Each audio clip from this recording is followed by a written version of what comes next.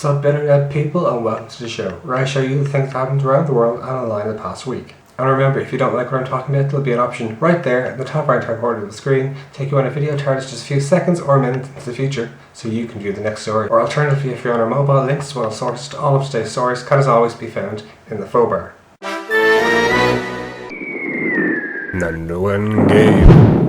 To kick things off, we're going to go to movie news, and we actually have a lot of it this week. First off, we go to a story that kinda has me feeling mixed emotions, and that is that Michael Bay's upcoming Ninja Turtles film has been shut down indefinitely. The apparent reason for the shutdown is a lack of confidence in the script from the studio producing the film. And I kinda see their point, insofar as you're making a movie about the Teenage Mutant Ninja Turtles where they're not teenagers or mutants. And if rumours of the script are anything to go by, aliens. Seriously, was Steven Spielberg involved in this movie? Next we go to a Robocop reboot update, with news that now he's thrown away as king. Dr. House himself is in talks with the evil ultra-rich CEO of Omnicorp, the company that makes Robocop. And while nothing is set in stone in this news, it has been confirmed Samuel L. Jackson will play a character named Pat Novak. Add that to the previously confirmed Gary Oldman as the scientist that turns Alex Murphy into Robocop, and the idea of Hugh Laurie being the bad guy, and this movie might actually turn out to be good. And our final related movie thing this week is some trailer time with the new trailer for the Monsters Inc. prequel, Monsters University. The prequel is set to take a look at Mike and Sully's relationship during their days at the University of Fear, when they weren't necessarily the best of friends. You look great, Wazowski! You know, if you're gonna prank someone, the least you could do is think of something clever.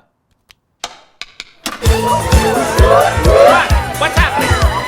I don't get it! Monster University is set for release July 2013. Moving on, we go to Greece. On Sunday last, Greece held a second set of elections this year to determine a new government. And I think for many Greek voters it wasn't a case of what party or who to vote for. It was a case of, do I think it's best for Greece to stay in the euro? With most commentators agreeing that if the radical left party won, it would signal a Greek exit from the euro. And it was a fairly tight result, with no party winning enough seats to form a majority government on their own. The New Democracy Party won 30% of the vote, the radical left won 27, and PASOK won 12. New Democracy has since formed a three-way minority government with PASOK and the Democratic Left. And as of last Thursday, Andonis Samaras and his cabinet have been sworn in, and we sort of have to wait and see how things unfold from here. From where I'm sitting, I see this as Greece making positive progress, albeit small, because the alternative wouldn't have been good for anybody. And so we move on to America with healthcare.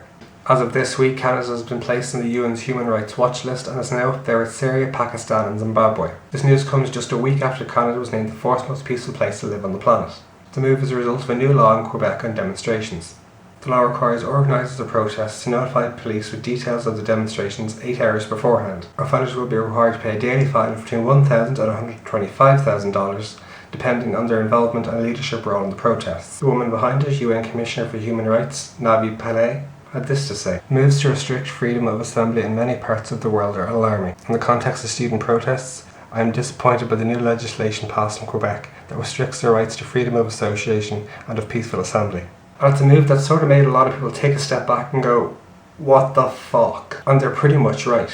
I mean, you have China repressing millions of people, and then police states like Belarus and Cuba, and yet you're adding Canada to a human rights watch list for a law that most of the time won't affect people's daily lives. But at the same time, you can sort of see why this might be a bad thing. Alerting police is only a precautionary measure. We've all seen how easy it is for just a few people to turn a peaceful protest into a riot. But it's when you get to the fining people for taking part and effectively charging them money for free speech. Anytime you try and take a hefty sum of money out of people's pockets, it's going to make them think twice about taking part. And on a large scale, that's going to stop a lot of people from voicing their opinions, and thus it can be seen as denying people their rights to free speech. And so we move on to our last story of the week, and that is that this week Google released their biannual transparency report. In it, it reports what it calls an alarming rise in the number of times governments have tried to censor the internet. In the last 6 months, Spanish regulators have requested the removal of 270 links to posts and newspaper articles critical of public figures. In Poland, it was asked to remove an article critical of the Polish Agency for Enterprise Development and 8 other results that linked to the article. And in Canada, Google was asked to remove a YouTube video of a citizen urinating on his passport and flushing it down the toilet. And the good news is that in all these cases, Google refused to remove the requested content. Google did, however, comply with 70% of requests by Thai authorities to remove the 149 YouTube videos for allegedly insulting the monarchy, which is a violation of Thai law, as well as UK requests to remove YouTube accounts for allegedly promoting terrorism. Add all this to the report last month where Google announced it was receiving more than 1 million requests per month from copyright owners seeking to pull their content from the company's search results. And I think that all this proves yet again is that governments and corporations shouldn't have the power to make Google or any other search provider remove content. But at the same time, there needs to be some sort of regulation, because the internet as a whole has become so many things to so many people that it needs guidelines to keep everybody in check. What one person sees as their right can be seen by others as breaking the law. And when it comes to things like piracy, there needs to be a happy medium. I'm of the opinion that if you give people a cheap, high quality service, they will pay for it, and we need to see more of that.